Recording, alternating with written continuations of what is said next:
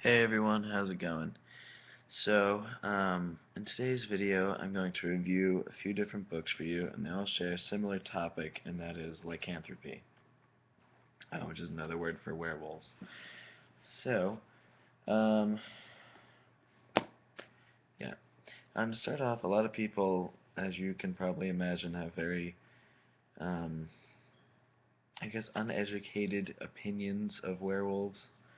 Um, Now, it's not a disease, it's not spread by bite, it's not something you can catch. I mean, you can get possessed by a wolf spirit, but that's very rare. Um, what more often happens is that this is a conscious decision of the person to shape a spiritual body that they either rest inside of or project. And it's almost like telekinesis in the sense that it's a physical force, but it's not technically matter, but I digress. Anyway, to start off, I'm going to go with the oldest book, even though it is not an old edition, and that is the Book of Werewolves by Sabine Baring Gould.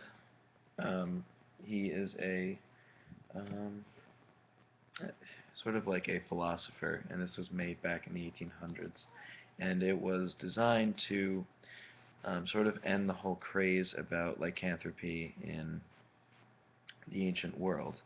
And he writes it off as, a mental condition or, any dozens of other things, such as an outbreak of certain funguses or whatever. I like this book because it documents a lot of historical cases when lycanthropy is present, and in many of them, it is simply a mental condition or something else. And that's something that you have to realize as a hunter is that it's not always what you think it is.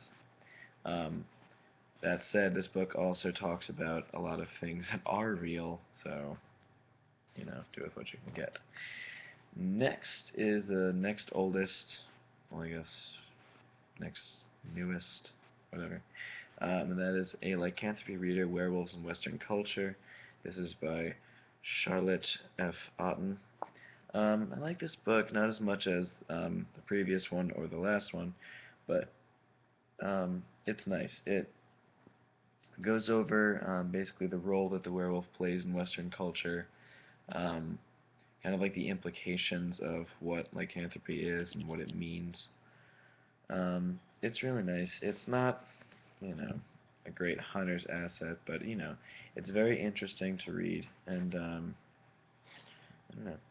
You might find it interesting, something that you may want to look at. It's a lot like the first one in the sense that it's not taken from a standpoint of belief in lycanthropy, but you get the picture. The last one is Real Wolfmen, True Encounters in Modern America by Linda S. Godfrey.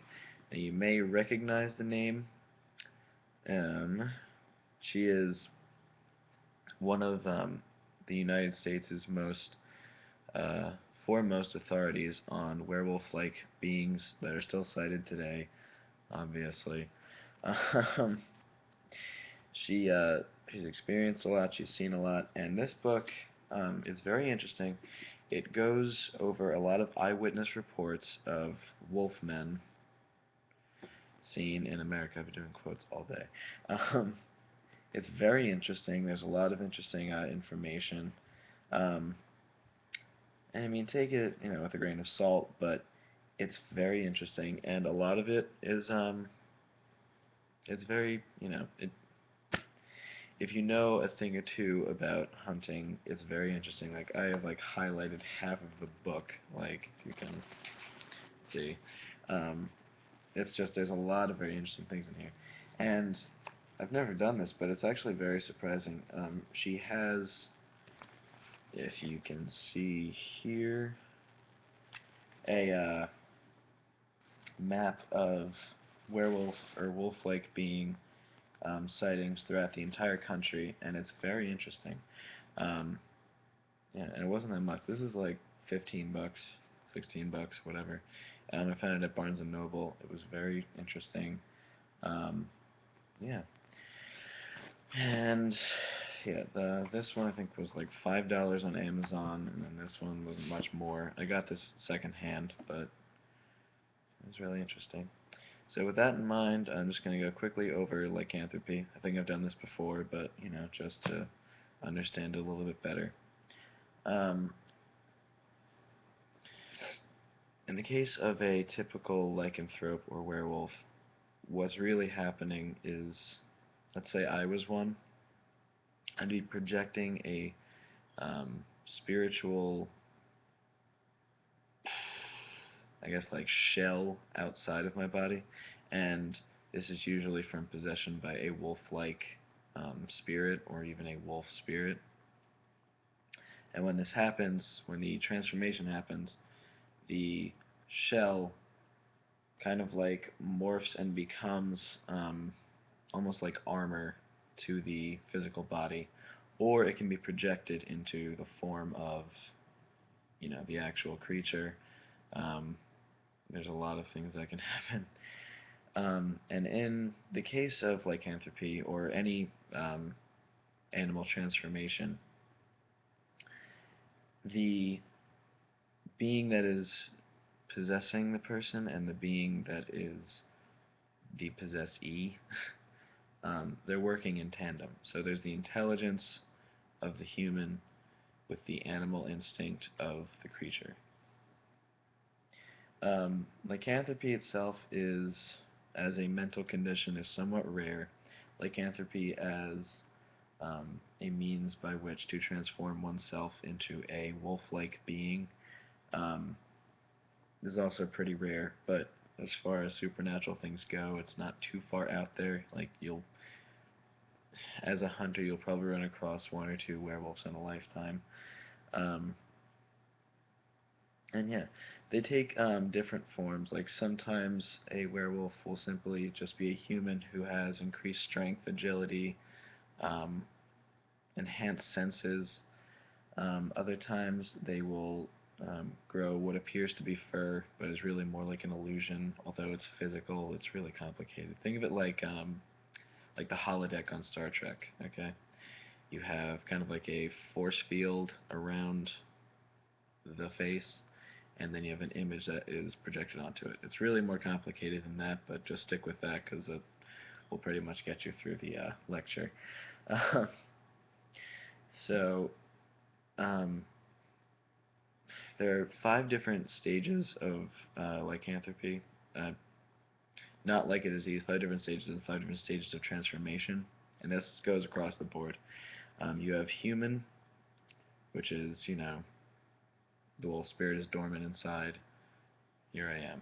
Whatever. Um, then you have the near human, which is um, fur appears on the face, not like as thick as Lon Chaney, but like patches of fur. The eyes can sometimes take on a glowing form. If you've ever seen Teen Wolf, that's kind of what it looks like. Not really, but they have wolf-like characteristics. The next stage is the wolf man, which is the classical representation of the werewolf. So it's a human body with a wolf-like head, fur, huge muscles, pretty terrifying.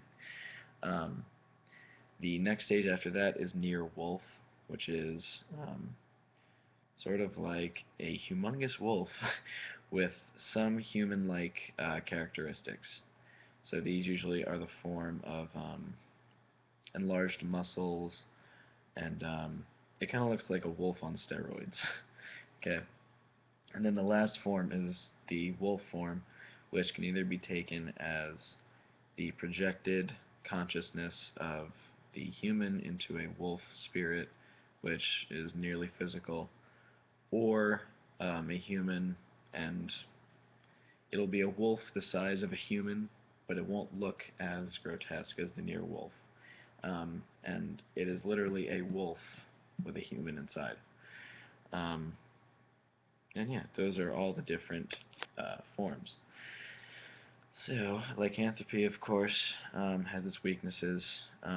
It's governed by the etheric tides, which does correspond to the full moon, but it doesn't mean that they can't transform whenever they want. It's just easiest for them to do it then. Silver, I've heard mixed reviews. Silver conducts etheric energy just like iron or whatever, although it conducts it very smoothly. So you can use it to potentially harm the human that is inside of the wolf, but I don't know. What I'd stick to doing is blasting it full of rock salt, because that makes the etheric shell disappear, leaving them completely helpless, and they're not dead. Um, and, there's lots of things you can do. Iron will also hurt them, any dense etheric substance, really. Um, and yeah, and I mean, these people, or these werewolves can be fought just as anything else can, bare-fisted or whatever, but we're hunters, we use a little bit more sophisticated technology.